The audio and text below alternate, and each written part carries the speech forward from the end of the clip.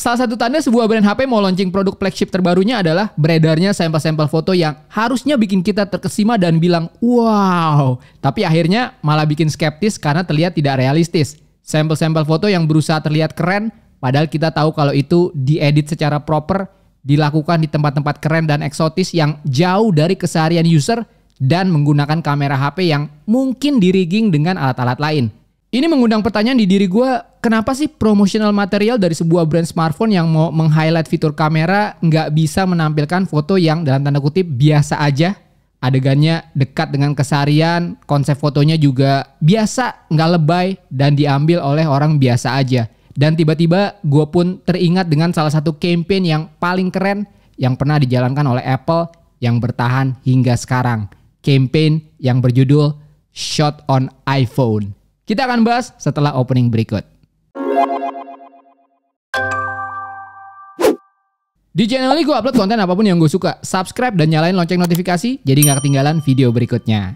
Video ini gue buka dengan langsung memberikan pertanyaan ini kepada kalian. Kalian percaya gak sih kalau sampel-sampel foto ini merupakan hasil yang dalam tanda kutip organik dari sebuah kamera smartphone?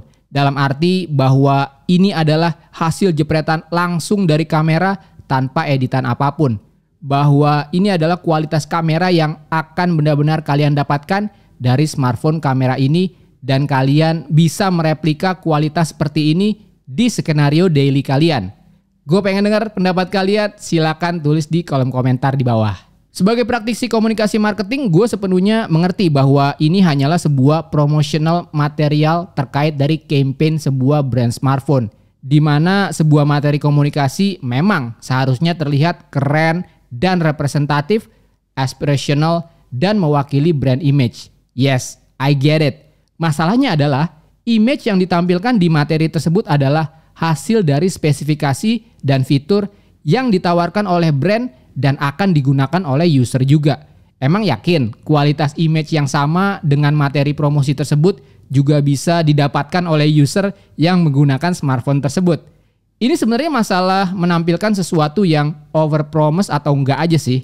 User atau calon konsumen yang melihat image-image ini kemungkinan terbagi menjadi dua. Satu, yang langsung percaya dan yakin kalau kualitas dari kamera smartphone ini bagus, terlepas dari mereka beli atau enggak nantinya. Ini ekspektasi yang diinginkan oleh brand. Yang kedua, yang skeptis bahwa image ini mencerminkan kualitas smartphone kamera yang sebenarnya.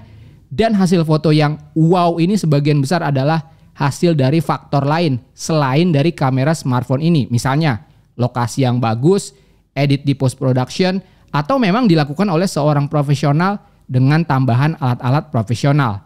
Sekali lagi gue gak bilang ini fake, gue cuma bilang bahwa kualitas image seperti ini tidak realistis dengan skenario user sehari-hari.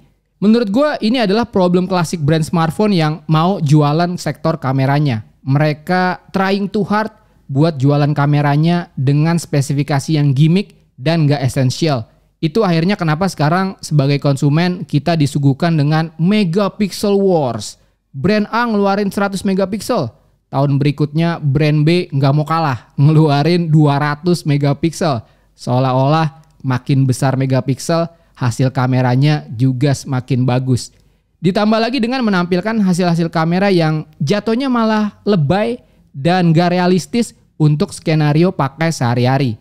Dalam menjual sektor kameranya dan melalui promotional material campaign-nya, brand smartphone masih asik dengan komunikasi. Lihat nih, kamera smartphone kita bisa kayak gini. Disinilah terjadinya gap antara brand dengan konsumen. Brand masih asik pamer spesifikasi, padahal yang kita butuhkan adalah inspirasi. Lihat nih, kamera smartphone kami bisa kayak gini. Padahal seharusnya apa yang bisa kalian hasilkan dengan kamera kami yang bagus ini. Dan dengan pendekatan seperti itu, tiba-tiba gue teringat dengan salah satu campaign smartphone kamera yang paling brilian yang pernah ada di sosial media. Sebuah campaign yang jauh dari pamer spesifikasi, namun menginspirasi dan juga mengapresiasi. Apalagi kalau bukan campaign dari Apple yang berjudul Shot on iPhone. Terlepas dari banyaknya hujatan soal kamera iPhone, mulai dari warnanya yang pucat lah, flare-nya lah, harus diakui kalau kamera dari iPhone memang bagus. Sekali lagi, tidak untuk dibanding-bandingkan dengan kamera Android, karena menurut gue masing-masing hadir dengan karakter uniknya sendiri-sendiri. Namun hal yang lebih menarik dari kamera iPhone itu sendiri adalah bagaimana Apple berkomunikasi dan dalam tanda kutip menjual kamera iPhone-nya melalui campaign Shot on iPhone. Yang menurut gue ini adalah salah satu campaign paling brilian yang pernah dilakukan oleh Apple. Kenapa?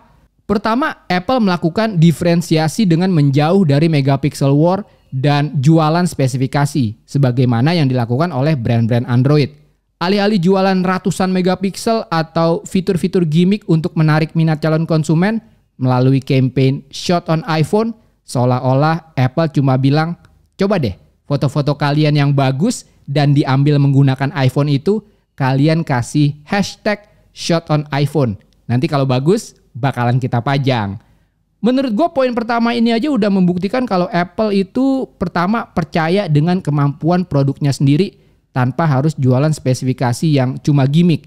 Yang kedua, Apple percaya dengan kemampuan user untuk menghasilkan foto-foto yang bagus melalui iPhone. Ini yang pertama, faktor trust dan confidence. Pede sama produk sendiri dan pede ke user yang menggunakan produk tersebut. Hal kedua, kenapa campaign Shot on iPhone ini keren adalah Apple menutup gap ketidakpercayaan konsumen kepada brand. Saat brand-brand Android berusaha keras buat meyakinkan calon konsumen kalau hasil kameranya bagus dengan cara menampilkan image-image yang tidak realistis sebagai promotion materialnya, Apple malah men-encourage sekaligus merangkul user iPhone untuk menjadi bagian dari promotional campaign-nya mereka. Dalam strategi komunikasi, khususnya terkait dengan media sosial, strategi ini yang disebut sebagai UGC atau User Generated Content. Ini strategi yang keren karena user merasa dilibatkan oleh Apple sebagai sebuah brand. Di konteks ini, Apple percaya dengan konsep the man behind the gun, yang seolah-olah ngomong, this is our phone, but this is your art. Apple mengapresiasi hasil karya dari user di mana iPhone hanyalah sebuah tools. Kreativitas user lah yang menghasilkan sesuatu yang keren, yang layak untuk dipajang di sebuah billboard atau materi luar ruang lainnya. Hal ketiga yang gue suka dari campaign Shot on iPhone ini adalah hasil-hasil fotonya yang realistis dan terasa dekat dengan keseharian kita. Foto-foto yang memang meng-highlight unsur-unsur kreativitas dalam sebuah fotografi seperti komposisi, warna, dan sebuah story di dalamnya. Ini adalah hasil foto-foto yang sangat mungkin dijadikan referensi dan inspirasi untuk kita dalam berkreasi. Foto-foto yang memotivasi kita untuk lebih sering motret, posting di sosial media, dan dengan bangga menyisipkan hashtag Shot on iPhone. Sambil berharap foto kita lah yang mungkin jadi billboard iPhone atau setidaknya masuk ke feed Instagramnya Apple. Dan ngomong-ngomong soal Instagramnya Apple, coba deh bandingkan dengan feed Instagram brand-brand lain. Beda banget kan? Apple nggak pernah jualan produk, fitur, atau spesifikasi.